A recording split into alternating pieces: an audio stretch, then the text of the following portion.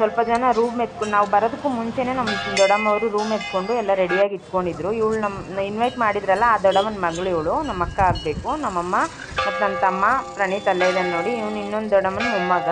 ಪ್ರಸಾದನೆಲ್ಲ ಮಾಡಿಕೊಂಡು ನಾವು ರೂಮ್ ಮಾಡಿದ್ವಲ್ಲ ಆ ಜಾಗಕ್ಕೆ ಹೋಗ್ತಾ ಇದ್ದೀವಿ ಇವಾಗ. ಎಲ್ಲರೂ ಇನ್ವೈಟ್ ಮಾಡಿರೋರೆಲ್ಲ ಒಂದೇ ಸರಿ ಬಂದಿರಲಿಲ್ಲ, ಒಬ್ಬೊಬ್ಬರು ಒಂದೊಂದು ಟೈಮಿಗೆ ಬರ್ತಾಯಿದ್ರು. ಸೊ ಒಬ್ಬರು ರೂಮ್ ಹತ್ರ ಇದ್ದರು, ಒಬ್ಬರು ದೇವಸ್ಥಾನದಲ್ಲಿದ್ದರು ನೋಡಿ. ನಾವೆಲ್ಲ ಹಿಂಗೆ ಪ್ರಸಾದ ಮಾಡ್ಕೊಂಡು ರೂಮ್ ಹತ್ರ ತೊಗೊಂಡು ಹೋಗ್ತಾ ಇದ್ದೀವಿ. ತುಂಬ ಚೆನ್ನಾಗಿತ್ತು, ತುಂಬ ಬಿಸಿಲು ಇತ್ತು, ಹಾಗೇನೆ ಎಲ್ಲ ತುಂಬ ಚೆನ್ನಾಗಿ ಎಂಜಾಯ್ ಮಾಡಿದ್ವಿ. ಮಕ್ಕಳೆಲ್ಲ ಒಂದು ಕಡೆ ಕೂಡ್ತಾನೆ ಇರಲಿಲ್ಲ, ಅಲ್ಲಿ ಇಲ್ಲಿ ಓಡಾಡ್ಕೊಂಡೇ ಇದ್ದರು. ಇದು ಬಂದು ನಾನು ಚಿಕ್ಕ ವಯಸ್ಸಿಂದನೂ ಬರ್ತಾಯಿದ್ದೀವಿ ಈ ದೇವಸ್ಥಾನಕ್ಕೆ. ಈ ದೇವಸ್ಥಾನ ಈಗ ರೀಸೆಂಟಾಗಿ ಕಟ್ಟಿರೋದು. ನಾನು ಕಟ್ಟಿದ ಮೇಲೆ ಇದು ಸೆಕೆಂಡ್ ಟೈಮ್ ಹೋಗ್ತಾ ಇದ್ದೀನಿ.